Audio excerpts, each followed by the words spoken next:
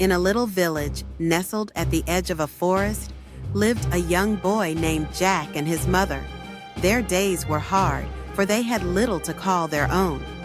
The roof above their heads barely kept out the rain, and the small plot of land they tilled yielded just enough to survive. But even in their poverty, Jack's mother believed in hard work and warned him never to fall for fanciful dreams. One day, as their struggles grew more dire, Jack was sent to market to sell their lone cow, their only remaining source of income. But before he reached the market, an odd old man appeared, wrapped in a tattered cloak. His eyes twinkled like stars, and his voice was both soft and commanding.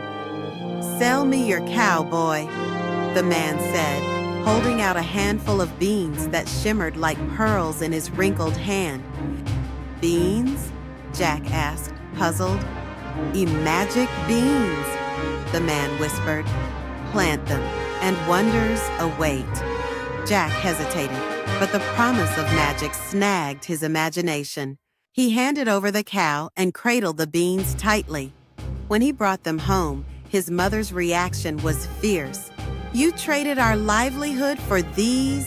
she cried, throwing the beans out the window in anger. That night, the air buzzed with strange energy. As dawn broke, Jack awoke to find a towering beanstalk twisting high into the sky, its leafy ladder disappearing into the clouds. It called to him, daring him to climb.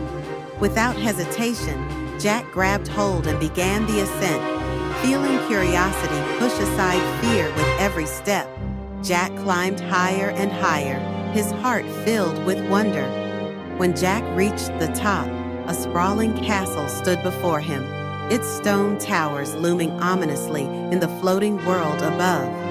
He crept closer, slipping past colossal doors and into the main hall. There, sitting at an enormous table, was a giant. He was terrifying, with skin as tough as bark and a voice that shook the walls.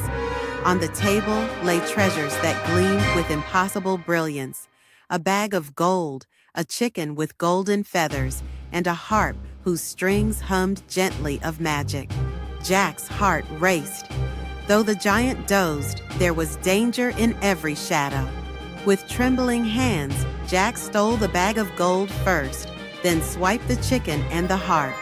But as he turned for the door, the harp gave a soft cry. "Master, master," it sang. The giant's eyes snapped open. "Fee-fee-fo-fum," he thundered, rising to his feet.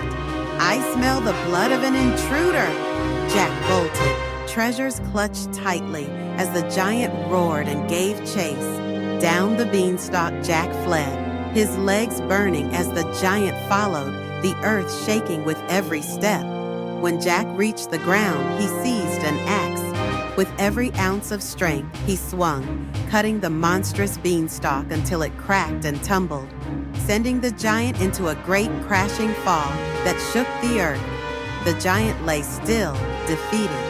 With the treasures Jack reclaimed from the castle, the limitless gold, the magical chicken that laid golden eggs, and the harp that sang of peace, he and his mother found happiness at last.